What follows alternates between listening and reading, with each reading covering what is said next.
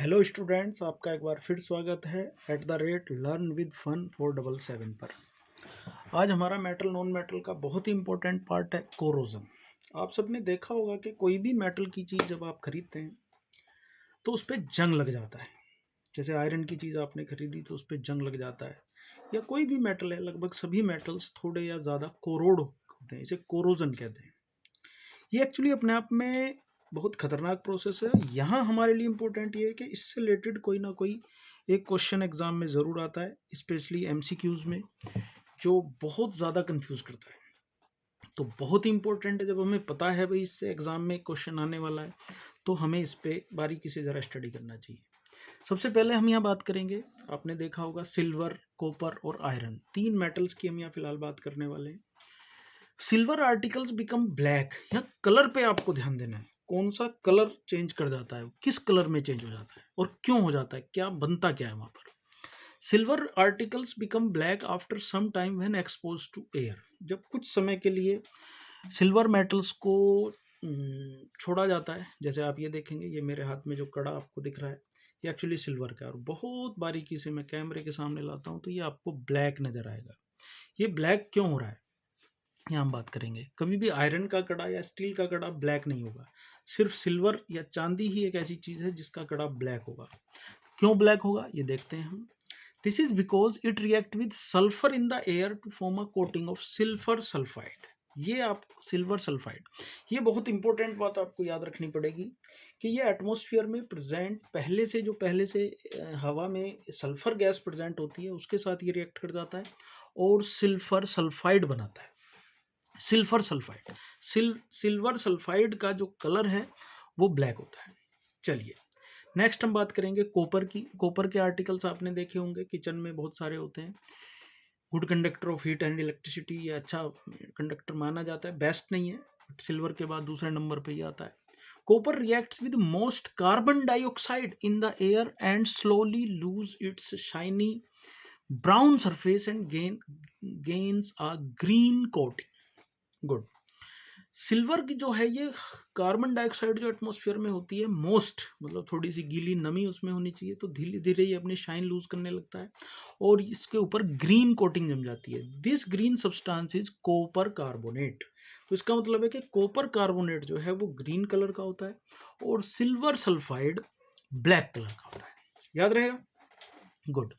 Iron when expose to moist air for a long time acquires a coating of brown flaky substance called rust। आपने iron के articles देखे होंगे, specially आप bathroom में देखेंगे तो बहुत सारे आयरन के आर्टिकल्स होते हैं और वो ब्राउन फ्लैकी सब्सटेंस एक बना देते हैं, पाउडर जैसा सब्सटेंस एक बन जाता है ब्राउन कलर का, जिसे रस्ट कहते हैं, जिसे जंग कहा जाता है हिंदी में अगर बात करें। यहाँ पर एक एक्टिविटी दी गई है 3.14, इस एक्टिविटी की तरफ मैं आपका ध्यान जरूर केंद्रित करना चाहूँगा। यहाँ पे आप ध्यान से देखेंगे तो आपको 3 बीकर नजर आएंगे, 3 ये टेस्ट ट्यूब्स हैं। पहली टेस्ट ट्यूब में हमने थोड़ा पानी लिया, पानी के ऊपर थोड़ा सा कुछ हमने आयरन नेल्स डाल दिए 2-3, और थोड़ी सी जगह खाली छोड़ दी है पानी के ऊपर भी, और ऊपर से हमने बंद कर दिया है। दूसरे में हमने पानी डाला है, पानी के ऊपर थोड़ी सी एक लेयर बना दी है ऑयल की, ताकि हवा उसके संपर्क में ना आ सके।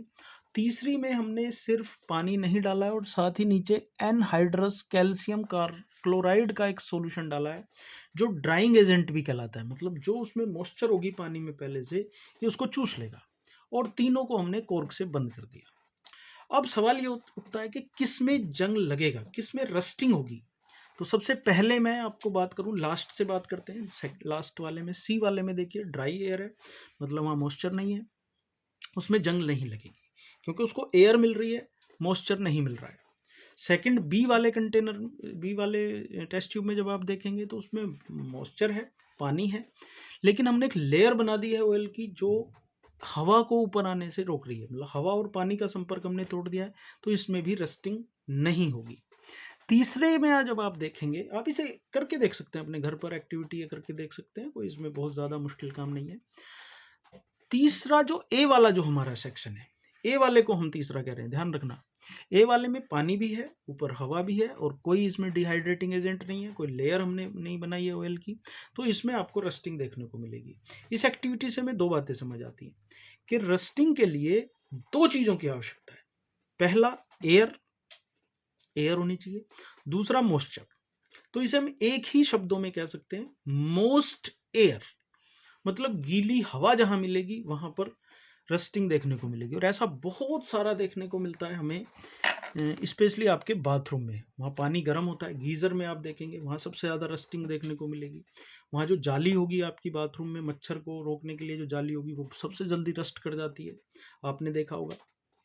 बहुत सारा नुकसान हमारा हो जाता है एवरी ईयर। शिप्स के नीचे के पार्ट्स गल जाते हैं, रेलवे ट्रैक्स गल जाते हैं, जंग लग जाता है, बहुत सारा हमारा पैसा खर्च होता है रस्टिंग से चीज़ों को बचाने के लिए या उन्हें रिप्लेस करने के लिए। तो इसी से हमारा दूसरा टॉपिक निकल के सामने आता है, प्रिवेंशन ऑफ कोरोजन। कि जब हमें पता चल गया है भाई रस्टिंग के दो बड़े कारण है, मॉइस्चर और वाटर, मतलब मॉइस्चर और एयर या मोस्ट एयर।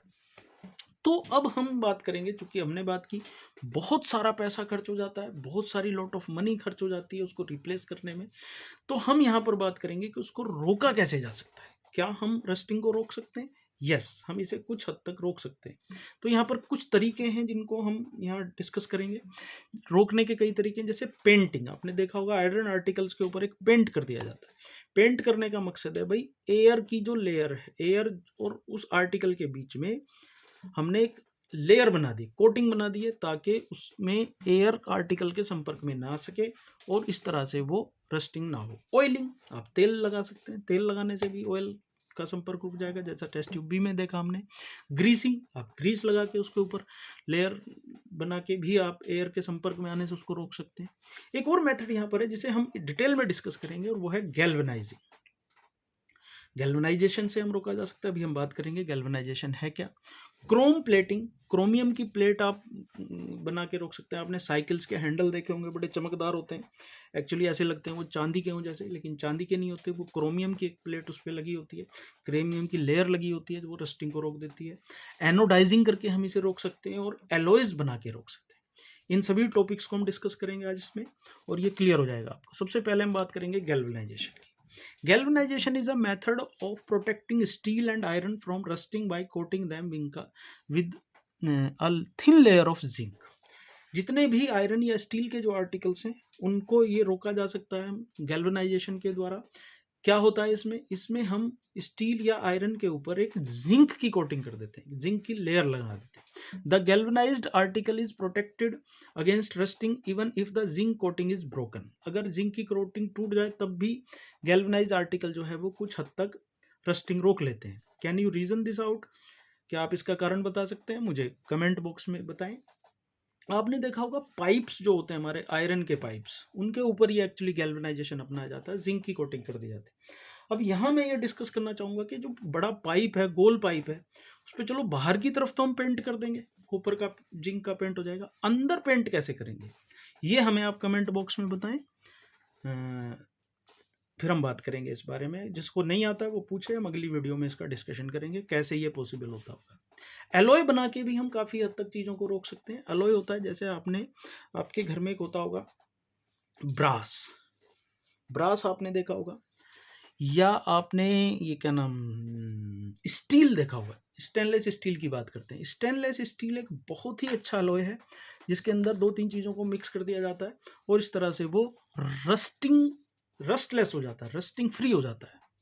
यही बात की गई है, alloying is a very good method improving the properties of metal. इससे मेटल की प्रॉपर्टी इंप्रूव हो जाती है। We can get the desired properties by this method. हम इस मेथड से अपनी इच्छित प्रॉपर्टियां जो हैं वो ले सकते हैं। For example, iron is a most widely used metal.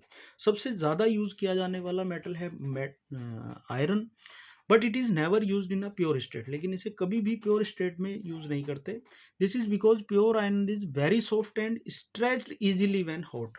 क्योंकि ये बहुत ही ज़्यादा सॉफ्ट होता है और जब इसे हम गर्म करते हैं तो आसानी से खिंच जाता है। But if it is mixed with a small amount of carbon, लेकिन यदि इसमें हम कार्बन मिक्स कर दें थोड़ा सा, कितना, 0.05%, it becomes hard and strong. तो ये हार्ड और स्ट्रॉन्ग हो जाता है। When iron is mix with nickel and chromium, जब इसे निकिल या क्रोमियम के साथ मिक्स करा जाता है, वी गेट स्टेनलेस स्टील, जिसे हिंदी में फौलाद भी कहते हैं। तो हमें स्टेनलेस स्टील मिल जाती है। नाम में ही देखिए आप, स्टेनलेस स्टील, मतलब स्टेन भी नहीं पड़ेंगे उस पर, which is hard and does not rust. इसकी एक और खास बात है, ये बड़ा हार्ड होता है और साथ ही रस्ट नहीं करता है। जितने भी बर्तन स्टील के आपने देखे होंगे, चमकीले गिलास, कटोरी, थाली, प्लेट, चम्मच, ये सब स्टील के बने होते हैं। Thus, if iron is mixed with some other substance, its property change। हमने देखा कि अगर आयरन में हम कुछ दूसरे सब्सटेंसेस को मिक्स कर दें तो इसकी प्रॉपर्टियां चेंज हो जाती हैं। In fact the properties of any metal can be change if it is mixed with some other substance. इसका मतलब हुआ कि किसी भी मेटल की प्रॉपर्टी को हम चेंज कर सकते हैं अगर उसमें हम दूसरा सब्सटेंस मिक्स कर दें। इसी को अलॉइंग कहते हैं। एक सब्सटेंस में दूसरे सब्सटेंस को मिक्स करके एक तीसरा सब्सटेंस बना लेना ही अलॉइंग कहलाता है। Mixture of elements is called alloy. N alloy is a homogeneous mixture. यहाँ एक वर्ड आया होमोजीनियस। होमोजीनियस मतलब होमो मीन्स एक जैसा, जैसे पानी में आपने नमक मिक्स कर दिया तो वो होमोजीनियस मिक्सचर बन गया। तो होमोजीनियस मिक्सचर ऑफ टू और मोर मेटल्स, दो या दो से ज्यादा मेटल्स का जो होमोजीनियस मिक्सचर है, और a metal and a non metal, इसमें मेटल और नॉन मेटल भी डाल सकते हैं आप, कोई दिक्कत नहीं है। It is prepared by first melting the primary metal. सबसे पहले प्राइमरी मेटल को मेल्ट किया जाता है and then dissolving the other element in it definite proportion, और एक फिक्स प्रोपोर्शन में दूसरे मेटल को या नॉन मेटल को मिक्स कर दिया जाता है। It is then cooled at room temperature, और फिर इसे रूम टेम्परेचर पे कूल कर दिया जाता है। मेटल अलॉय बन गया। और अलॉय जो है वो बेटर होता है प्योर मेटल से। यहाँ एक प्योर गोल्ड की बात करेंगे। आज जैसे धनतेरस है, आप सभी को धनतेरस की शुभकामनाएं। तो आपने देखा होगा काफ़ी क्रेज़ होता है हमारे यहाँ पर गोल्ड सिल्वर वगैरह खरीदने का, तो उसी के बारे में हम बात करेंगे। आपने अक्सर सुना होगा pure gold known as 24 carat is very soft. आपने सुना होगा कि प्योर गोल्ड जो है वो 24 कैरेट का होता है। एक्चुअली 24 कैरेट का जो गोल्ड है वो बहुत सॉफ्ट होता है। It is therefore not suitable for making jewellery, और किसी भी तरह की ज्वेलरी बनाने के लिए वो सुटेबल नहीं होता। It is alloyed with either silver और copper to make it hard, और इसको इसमें या तो सिल्वर या तो कॉपर मिक्स किया जाता है ताकि ये थोड़ा सा हार्ड हो जाए और इसको ज्वेलरी की शेप में इसे कन्वर्ट किया जा सके। Generally in India 22 carat gold is used for making ornaments. हमारे यहाँ पर ऑर्नामेंट्स बनाने के लिए 22 कैरेट का गोल्ड इस्तेमाल किया जाता है। It means that 22 part of pure gold is alloyed with 2 parts of either copper और सिल्वर। इसका मतलब ये हुआ कि 22 पार्ट तो प्योर गोल्ड है और बाकी के जो 2 पार्ट हैं वो या तो कॉपर है या तो सिल्वर है या तो दोनों है। इस तरह से 22 कैरेट का गोल्ड हो जाता है। 24 कैरेट का मतलब है वो प्योर गोल्ड है। If one of the metal is mercury, यदि अलॉय बनाने के लिए आप एक मेटल मरकरी का इस्तेमाल कर रहे हैं, then the alloy is known as amalgam. ये एक सवाल पूछ लिया जाता है एमसीक्यू में या 1 मार्क में पूछ लिया जाता है, तब उस अलॉय को अमालगम कहेंगे। अगर आपने 2-3 मेटल मिक्स करे और उनमें से कोई भी एक मेटल मरकरी है तो ये अमालगम कहलाएगा। The electrical conductivity and melting point of an oil is less than that of a pure metal. ये अंडरलाइन करने वाली बात है कि इलेक्ट्रिकल कंडक्टिविटी और मेल्टिंग पॉइंट दोनों ही एलॉय की कम हो जाती हैं प्योर मेटल से। फॉर एग्जांपल ब्रास की बात करें, पीतल, N alloy of copper and zinc, ये कॉपर और जिंक का अलॉय होता है, एंड ब्रॉन्ज, और इसमें ब्रॉन्ज भी मिक्स किया जाता है।